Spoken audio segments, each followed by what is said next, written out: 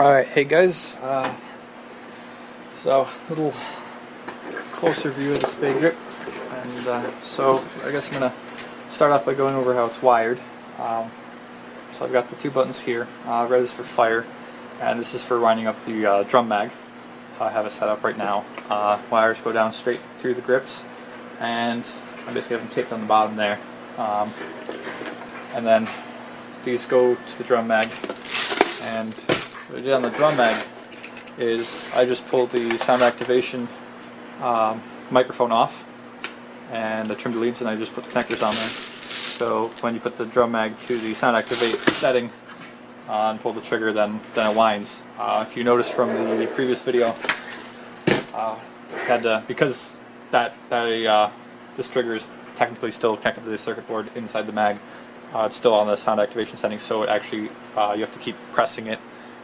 If you press it once, it'll line for only about 3 seconds. So if you saw in the video when he was shooting, he was kind of toggling that, which is just kind of how it was wired right now.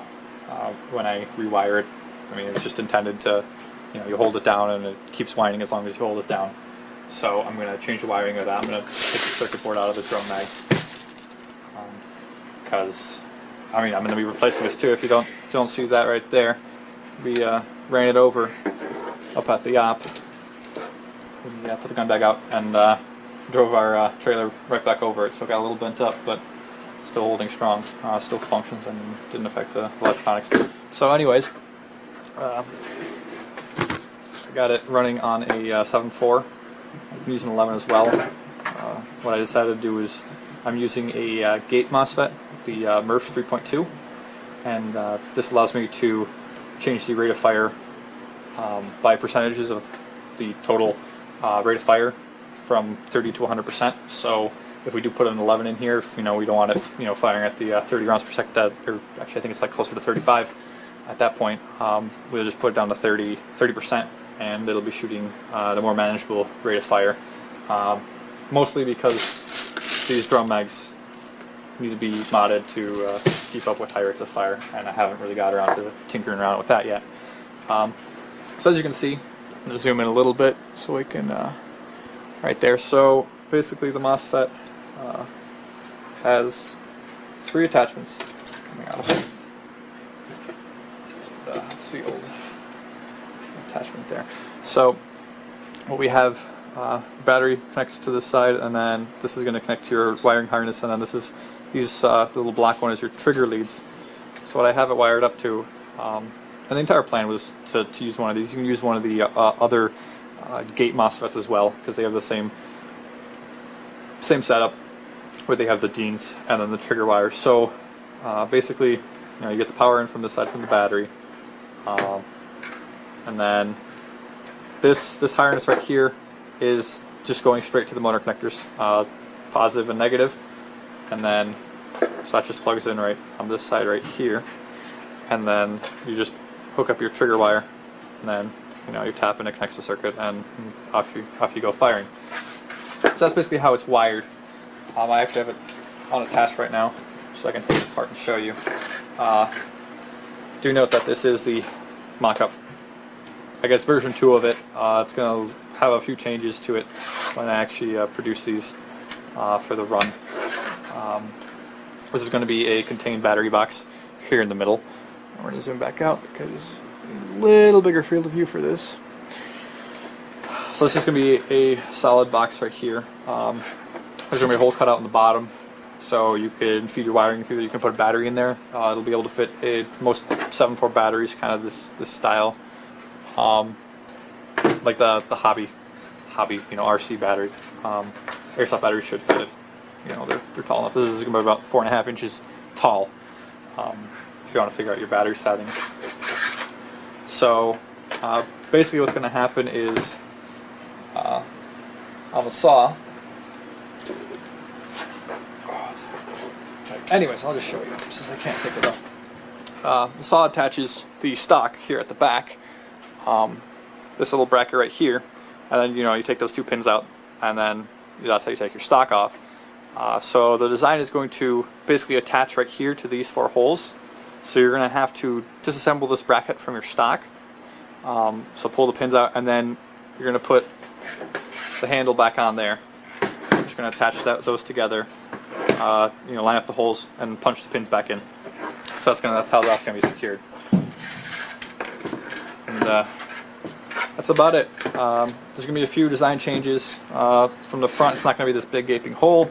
There'll probably be a larger hole to feed your wiring through and everything else, and then there's going to be a smaller hole in the bottom in case you want to put a battery or something down here in this area here. If you can see that, this is basically just a chunk of plastic I took, put 2 holes through it to kind of cover that up. Because if you take all the hardware off of the grip, there's still a few plastic protrusions and stuff there for attaching everything. So this gives it a little cleaner look. In the future, I may design a battery compartment that will attach here, and so it'll be kind of a little deeper, wider. So you can just put a battery in there, and then if the battery's sitting in there, you'll just wire it straight through. It'll come up through the bottom because there'll be a gap right around here, and you can wire it in. So for all those who want to run HPA, Polarstar, SMP, and the like, I don't, have any plans to HPA this gun, so I haven't really worked out a way to get the electricals running. But I'm sure you can work it out to be running off of the power here and a trigger. And if you guys need any help, I'll try to provide the most help I can with that. That's about it. Quick note on the grips, as I mentioned before in the comments, these are right here, if you can see that. Paint's wearing off a little bit, but I've got grooves and I've got some knurling on it.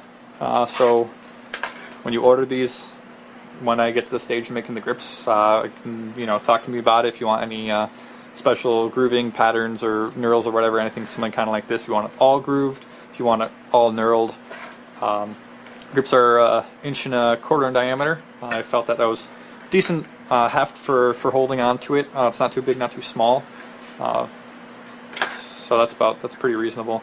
And again, buttons are going to be screwed in, so you can attach the wiring to it, screw it into plate, and then you're going to run the wiring out through the back, through the bottom, and wherever you want it to go.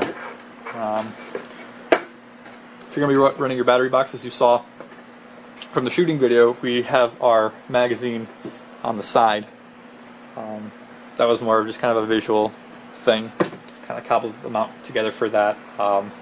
So what I'll probably end up doing, since this was a kind of rushed design to get it working for the last op we had up at an APOC little LARPing event called Freefall.